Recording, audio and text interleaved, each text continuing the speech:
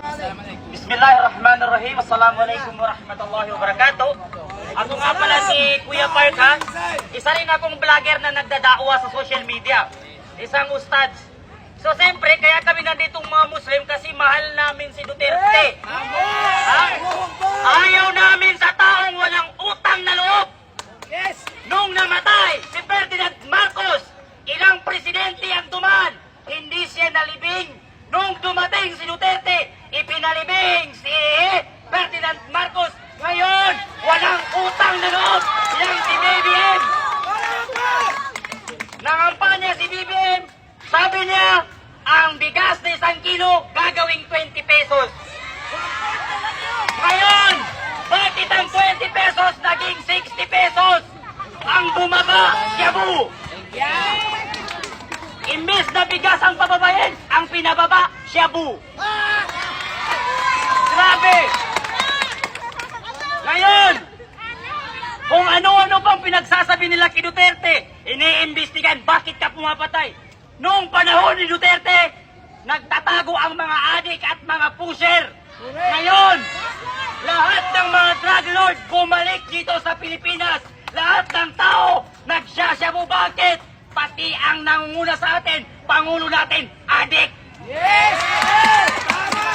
Kung sino ang galit kay Duterte, automatic na yan. Pag galit ka kay Duterte, pati ikaw, adik ka.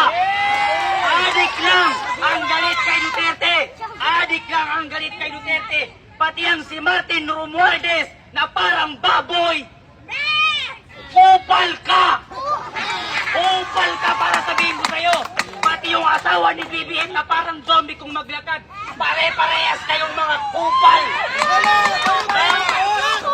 Kami mga Muslim, lahat ng Muslim sa buong Pilipinas, supporter kami ni Duterte. Hindi kami papayag na mga Muslim na galawin nyo si Inday Sara, pati si Duterte. Loyal kami kay Duterte. Pati ang Senado, galit sa kay Duterte. Ibig sabihin, pati kayong mga nasa Senado, adik? Pati ikaw, Risa Ontiveros. Kung makaimbestiga ka kay Tatay Digong, akala mo Diyos ka. Pero yung 90 billion na kinurakot mo noong nasa PhilHealth ka pa, 90 billion, inurakot ni Risa Ontiveros. Imbestigahan mo muna ang sarili mo bago mo imbestigahan si Tatay Digong, Risa Ontiveros. Mas masahol ka pa sa COVID-19. Mga yawa kayo. Pati yan sa mga sa Quadcom na yan sa committee. May nalalaman pa kayong pa-imbestiga? Lalo na yung Atras Abante. Si Pastor Atras Abante, kalma lang kayo. Kasi ang taong galit sa pumapatay sa adik, automatic na yan, adik na rin yan. Eh kami, mahal namin si Duterte. Nagpapasalamat kami sa kaming mga ustads kay Duterte. Bakit? Kaming mga ustads, ayaw namin ng adik. Dumating si Duterte, tinatay ang mga adik, kaya malaking pasasalamat namin. Ngayon, lahat kayong galit kay Duterte, matik na yan. Ako na nagsasabi, adik kayong lahat. Thank you very much, Sukran.